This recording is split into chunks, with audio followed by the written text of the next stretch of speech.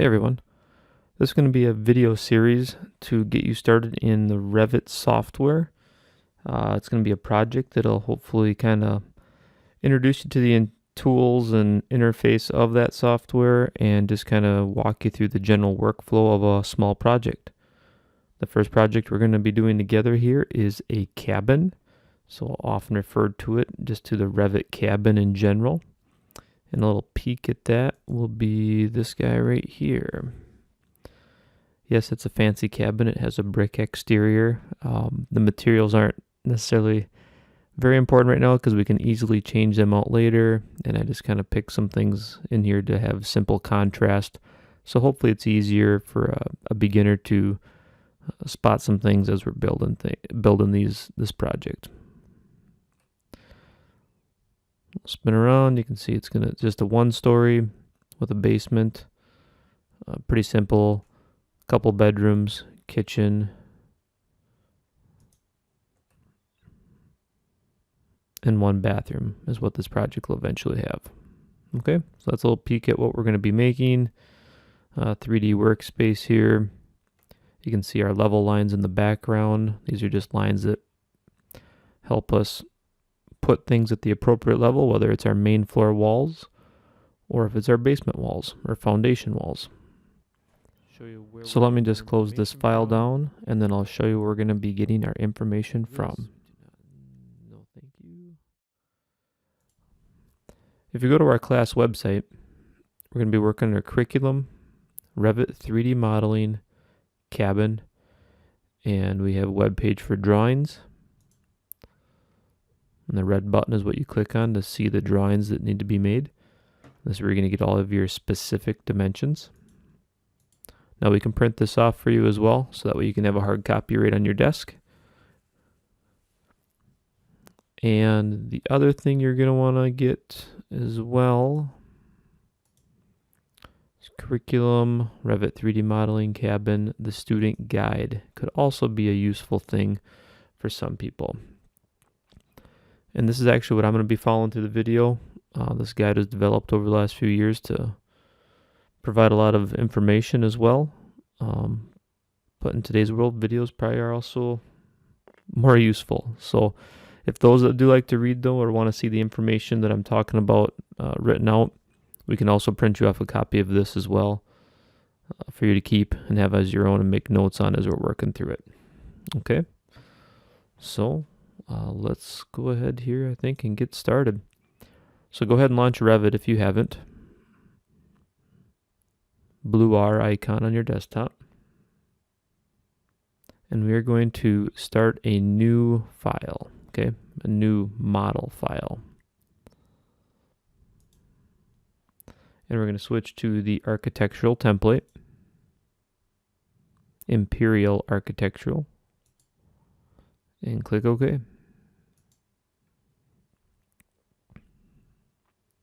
First thing we're going to do here is do a save as right away.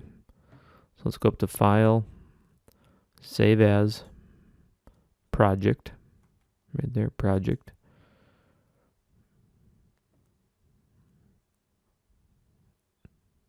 And we're going to navigate to the group drive. We would have set some folders up at school already, so group drive. You guys don't see this. There we go. Teachers and students. Down to J for Genota. Course architecture design. And class folder, whatever year we are in. And inside of here, you should have right-clicked and renamed one of these folders as your own. And once that is done, you go into your name and into the cabin folder. And finally, I can save this. And we're going to name it like our folder, Genota, Kevin dash cabin project. And save.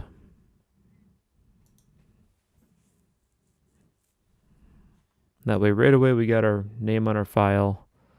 Easy to keep track of as we go down the road. All right, once that's done saving, hopefully a little faster for you than that. We're going to change a couple settings in our graphic window. because every time you start a new project, the settings go back to default. We've been experimenting and doing some short demos before this video. When we started that new file, a few things will be back to the way they were when they started. So scale, we are in the level 1 of the floor plan views. And I'm going to make that scale say 1/4 inch equals a foot.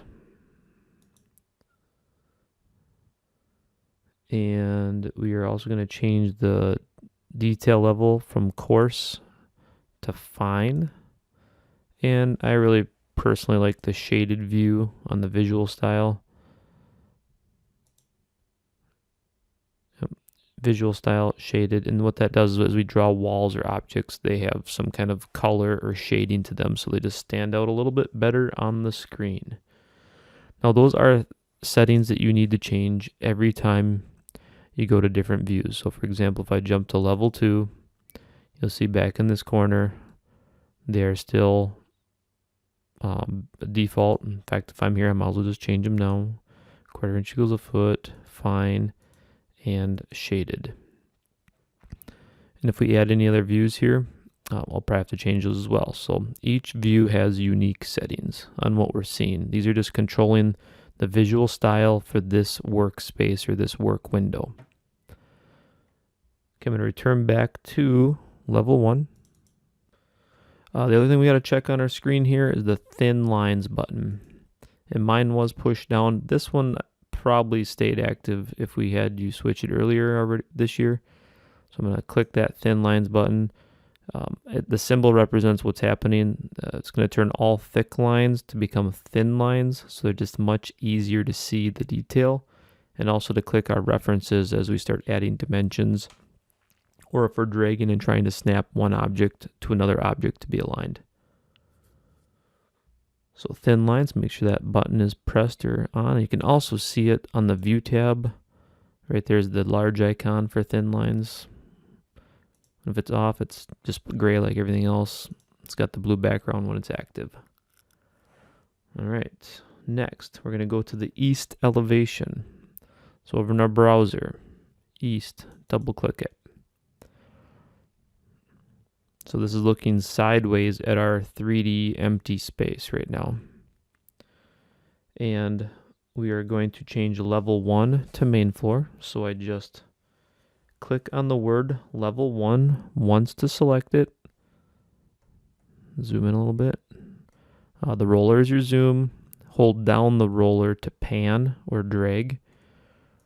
Anyway, click once on this level, and then once again on the word level 1, and we are going to rename that main floor. Enter. And yes, we're going to rename all corresponding views. And for us right now, that really just means the ceiling plans, which we don't use a whole lot here, but we want to make sure we get them renamed, so if we have to do any work in there, it's easy to reference and find them. Then we are going to change the level 2 name to roof. And yes, rename all corresponding views.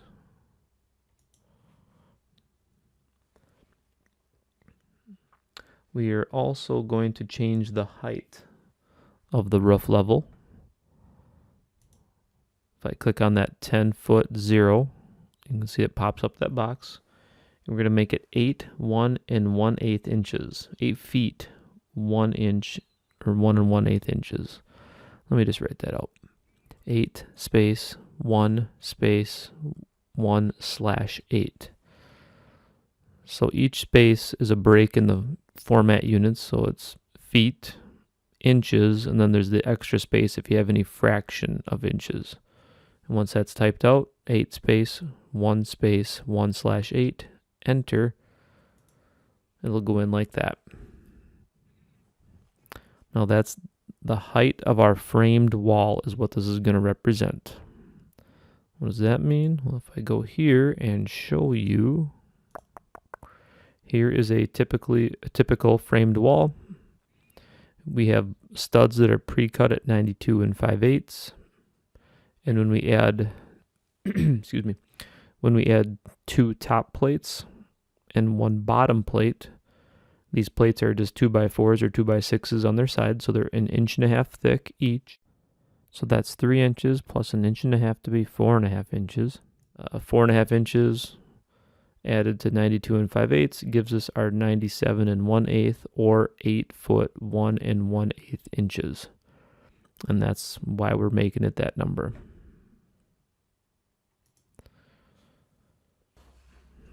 Okay, once our levels are renamed and set to the proper height here for the roof, we are going to go back to our main floor plan. So I can either double click on it in the browser. So over here I could double click on main floor, or I can actually just use these tabs that are across the top as well. I can single click on main floor tab and I'm right back in that environment. We're going to start by drawing the exterior walls of the cabin. So I'm going to go make sure I'm on the architecture tab and the first tool there, wall, click on that. You can see it jumps me over to the modify tab. I got all these drawing tools now, modifying tools, other geometry tools that I can use as well. There's an options bar for some of the quick settings that I could change, whether it's height, how the wall will be drawn, if it's on the center line or on a face of core, and so on and so on. But we need to create the wall first. So I'm going to go in here, and I'm just going to get a generic 6-inch, and I guess I could have probably used the 8 as well. Once I have a wall that's kind of similar in thickness, then I will edit the type. Click Edit Type, brings up a window. We're going to duplicate and rename this wall to Cabin EXT space dash space 2x6 space dash space brick.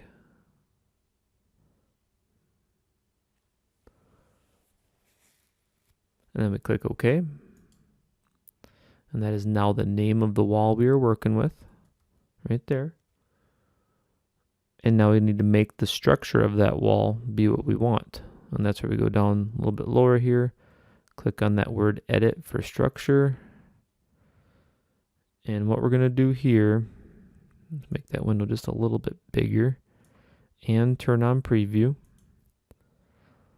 So right now it looks plain. It says 3 layers. Well, the one structure is 6 inches thick, and core boundaries are layers that allow you to set references within a wall for dimensioning and aligning purposes later. So we're going to add, we want to have a total of 9 layers. So I'm going to click Insert until I see 9. And then I'm going to just start going right down the list here. In the top, it'll make more sense when we're all done. Just follow along and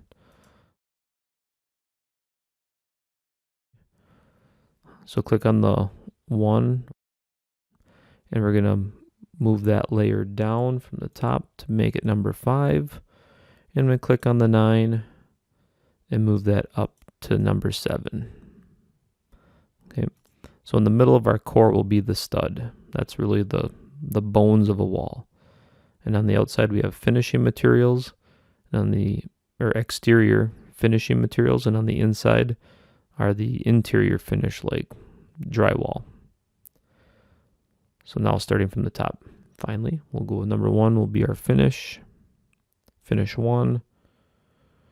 We're going to click, if you click inside the box, you go click on the last 3 dots.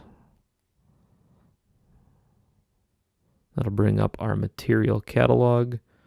And we're going to scroll down to find brick common. Click on that and then click OK. And the thickness will be 0 space 3 for 3 inches.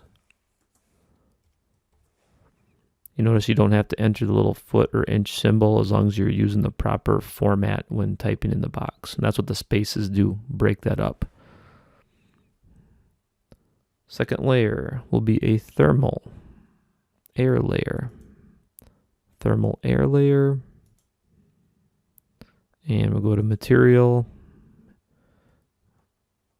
find air, click OK, and this will be set to 1 inch. So 0 feet space 1 inch, enter. Layer 3. Layer 3, a membrane layer. So that'll be like a house wrap or something to that effect. So minimal thickness. It's not going to matter when we're building this. Material. Click in the box. Click your triple dots. Down to vapor. Yep, vapor retarder right there. Hit OK. And this one we can leave as 0 also. Membrane layer and core boundaries, I believe, are the only two that can be left to a 0 thickness. Number 4 is going to be a substrate. Substrate, box, triple dots. And we're going to look for plywood, sheathing. Plywood, sheathing. Click OK. And that is going to be a 1/2 inch thick. So 0 feet space, 0 inches space, 1/2, enter. And sorry, by the way, I guess we should have, the preview here is showing our layers show up. The plywood caught my eye because it's yellow and stands out a little bit. But the brick, the airspace, if you click on these as well, it does highlight them. I take that back.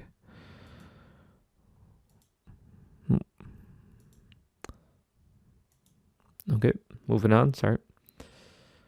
We have our core boundary still. Number 6 is a structure, which is good. Let's add the material, box, triple dots, softwood, lumber. That'll be the studs. And this will be 0 space 5 space 1/2, enter. So 5.5 inches thick, or wide is how big a 2x6 is. 1.5 by 5.5. Then we have a core boundary again. Then we're going to have another membrane layer that matches the one above. So let's switch this out to membrane layer. Box, triple dots, vapor retarder. Hit OK. 0 inches. And last, layer 9, we're going to have a substrate. We're going to click in the box, triple dots, gypsum wallboard. Gypsum with a G. There it is. Otherwise known as sheetrock. And a little on the thick side right now, so we're going to make that a 1/2 inch thick. Now here is another way you can enter information or thicknesses. 0.5 inch symbol, enter. Okay, so that is another way you can do stuff. So a lot of times, like the 5.5s, I might go 0 space 5.5, enter. In fact, I can show that right now. 0 space 5.5, enter. And that's another way to enter the data to get the thickness you want. All right, so all those layers have set up this wall here. We have a stud in the middle. We have plywood sheathing on the outside, airspace and brick. Starting the core here again, stud layer. We go towards the inside of the house. There's a membrane layer, which is like a plastic that is often draped. And then gypsum wallboard or sheetrock. The reason I didn't call this finish one is because if we would set up a layer 10, then we could put a finish on there, and it could be a paint or something else that actually does truly finish off the wall on the inside of the house. Just plain sheetrock by itself is not enough to be considered finished. So that's why this particular wall, we didn't add it at the moment, and we might come back to that later. We can click OK to leave this window. We're done building our structure. We can click OK again. What we want to do is take a look over on the left in our properties box. So now we've have our wall sitting up here on our type selector. We just want to check some of these constraints, and these are the areas that just you decide how tall your wall is going to be and what layer or level it'll be located at, or maybe go in between. So location line, center line, good. Base constraint is the main floor, check. And then down below, top constraint, unconnected, which is why this box then stays. If you leave this unconnected, you'd want to enter a number for this. But because we renamed our level to roof and we gave it a height of 8, now we can tell this wall to start at this level and go up to this one and not have to keep worrying about this 8, 1 and 1/8. Let's go back here. Nope, lost my wall. Now I'm back in there. I'm going to switch it to from top constraint of unconnected up to roof. Now you can see the height box is grayed out. And we are ready to draw our first wall. And the cabin is a square, so we can either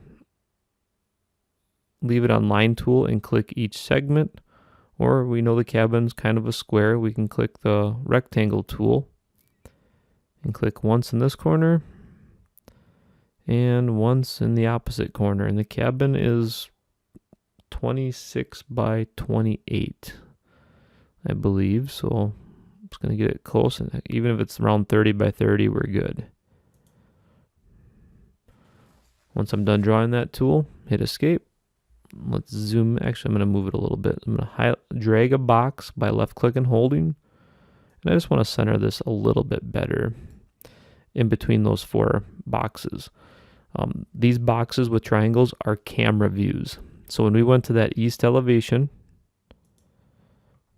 let's zoom back out. It's looking at the house. And what that is this box right there is a camera. And there's the blue line. It's looking at the house from the east. Okay. So it's nice to have your house in between though. Not that we can't move them, but it's just easy to draw it in the middle right now, or move it at this point and have it centered between all those camera views. Okay, I need to see the floor plans.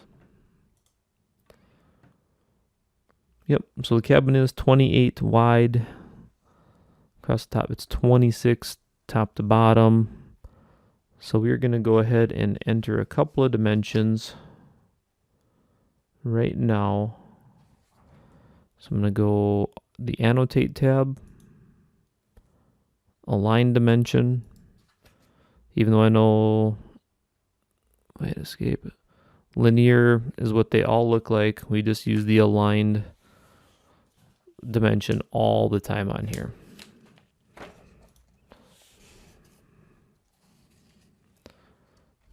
So let's go ahead and dimension this wall out.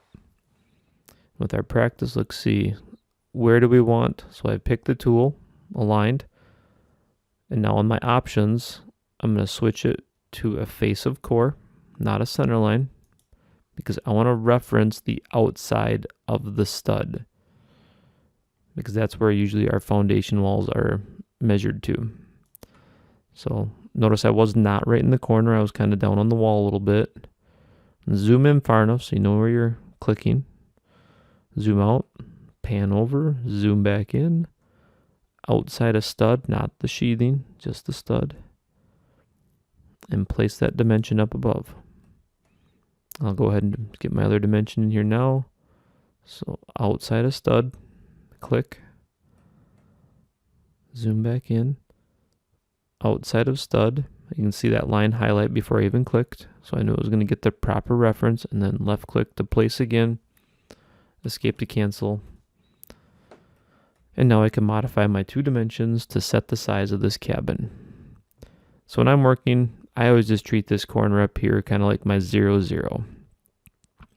So I don't want this wall or this wall to move.